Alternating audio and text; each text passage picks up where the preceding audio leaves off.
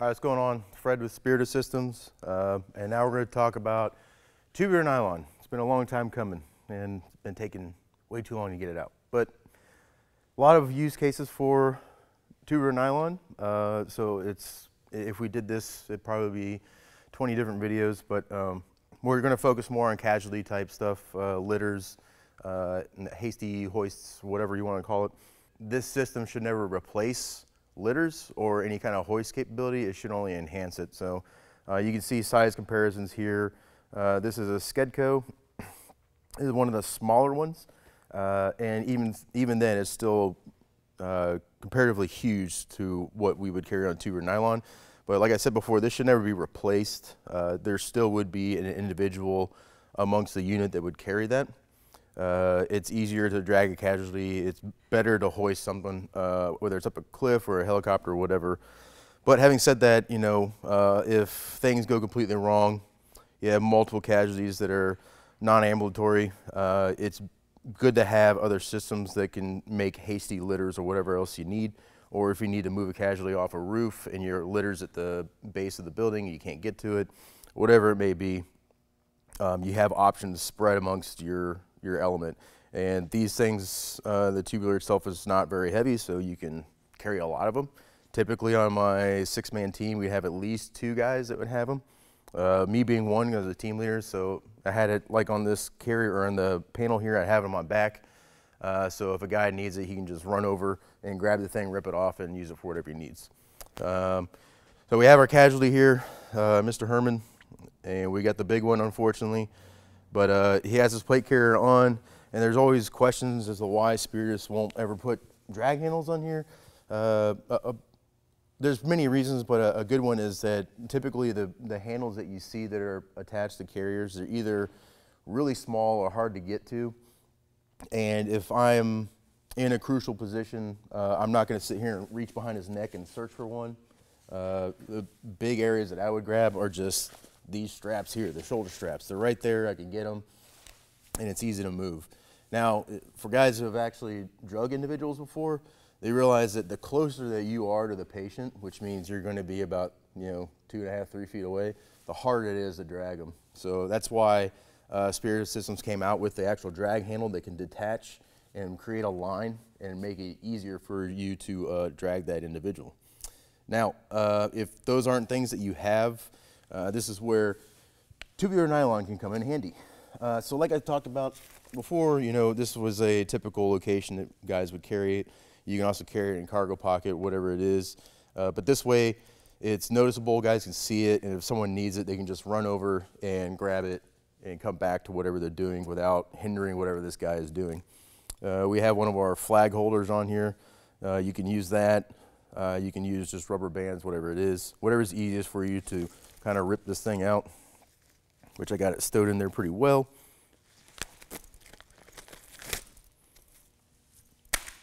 All right, and this one I just have it, folded, which is a pretty typical way of carrying it. But I can show you another method here in a little while. So if you don't have carabiner on here and you're alone and you come to your casualty, best to flip him on his back, or their back, my apologies, because you don't want to be dragging them on their face or whatever it may be. So first move, you got to put him on his back. And then if it's just you and you got to make it super quick movement, all you have to do, pick a leg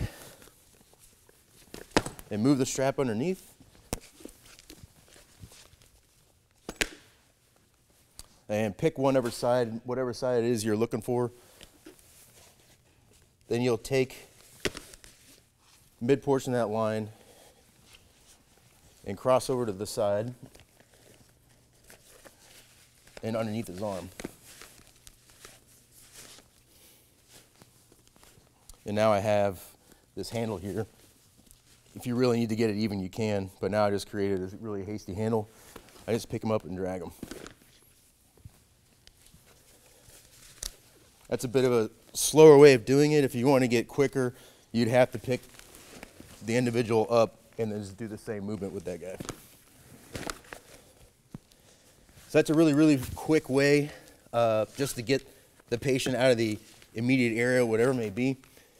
Other ways is if you need to be, or you need to have him a little bit more secure, and maybe you have more manpower, would be just to create a loop around whatever your casualty is. And I'm gonna pull this line behind his head, get his arms on the outside of these lines to bring the lines inside. And then if he had legs, scoop this underneath him and take out the slack here on the sides. And now that I have this, I'm just gonna pull these outside lines inward and tighten this up. And now I have a handle for two of us, if we can be preferred, and be able to drag this guy out. I can do a one-person drag like this. You can actually, if you have two individuals, and you can do kind of a scamper, if you will, or if it's super serious, you and the other individual can actually get it on in the prone and drag this guy along while you're low crawling. So pretty versatile way of doing this. If you're actually going to hoist this individual, so using carabiners or whatever it is, you're on top of a building and you gotta lower this guy down to the base floor. All you're gonna do is take that line that went in between his legs, if I can get it here. Herman has a lot of cracks on him. And placed over his head,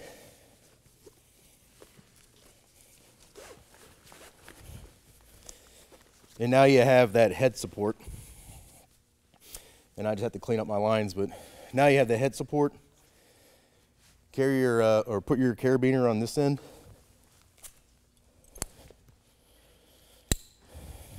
And attach it to whatever line you're gonna use to lower him.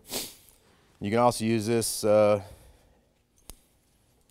a way to raise him, whether he fell down to the bottom of a cliff or whatever it may be, or if you need to raise him to a helicopter. Just make sure if you're doing that, you have a tether for him so that he doesn't go spinning and goes on a nice little trip. So this is a very hasty harness for a casualty. Again, the preferred method is to have some kind of basket or litter to do that, but in a pinch, you can make this happen with this.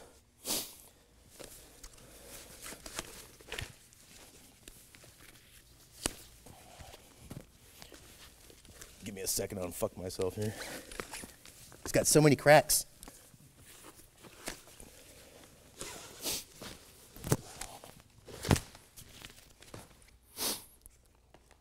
All right, so now let's say you're some kind of, long range reconnaissance, whatever patrol. There's so few of you. And so you need to carry a lot of equipment and you don't have the means to carry a litter, whatever that may be. So this isn't necessarily, under fire type of thing you should be doing. But regardless, you have a casualty with you and you need to get him out of the area or to an HLZ or whatever it is. So you can have the same setup, so big loop around the feller, line around his head. This is gonna be a little awkward because he doesn't have feet. And now, I had this loop, covering what would be his feet down here, and then his head. And then all I'm gonna do is take the ends and just cross them underneath.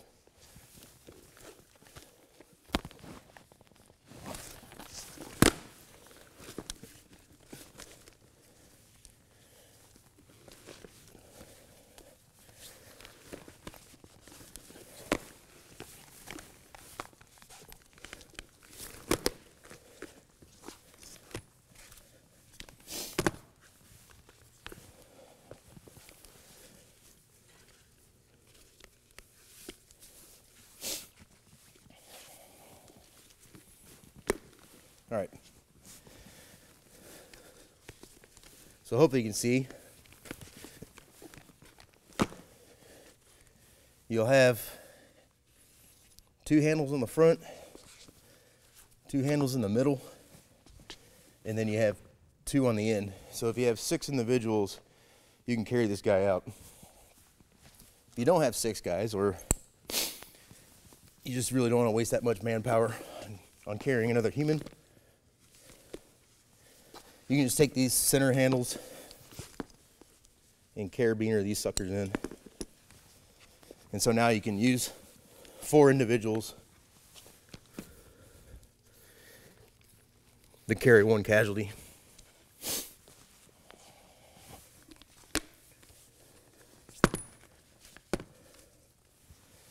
So there we go. Now you reduce your manpower by 1/3.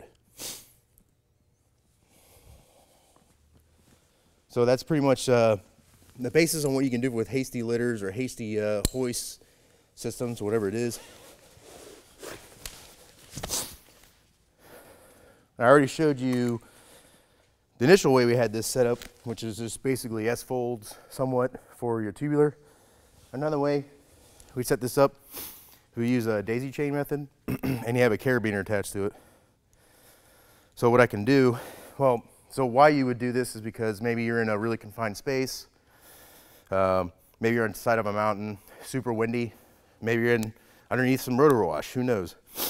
But what you want to do is try to maintain control of your line so there's not blowing all over the place while you're working on this. It's pretty crucial when you're by yourself as well, because you don't have other individuals that can help you maintain that line. So all I do is I take this carabiner, lock it into my belt, undo my daisy chain, and while I'm straddling this poor individual, I would just wrap this line and keep control of it so it doesn't scatter all over the place. And I'm still maintaining my daisy chain.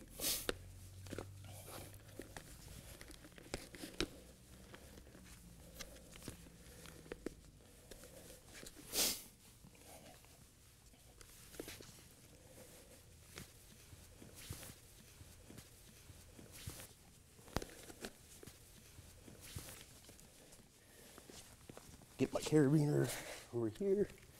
Keep this guy locked in.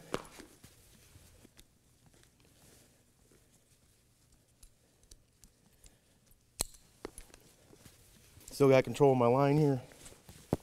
And just feed the rest of this out.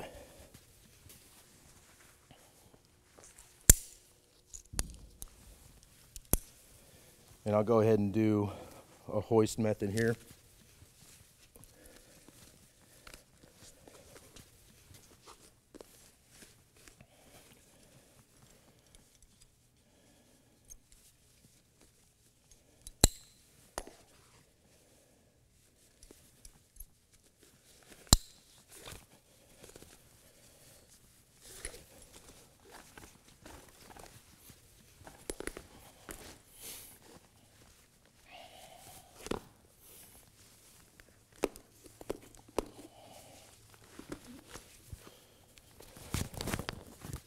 And there you go. He's ready to be rescued. No big deal. All right. That's pretty much it. Just some techniques for litters, hoists, hasty stuff. Again, this should only amplify what it is you're doing, your capability. It should never replace actual litters themselves. But hopefully that answers some questions. There's a lot more things you can do with this stuff. So it's a really good piece of equipment to have. And it's just this, really lightweight tubular. 22 feet is standard. I usually carry about 30 feet. That just gives me more capability if I want to set anchors or whatever it is need be. All right, go give her a try.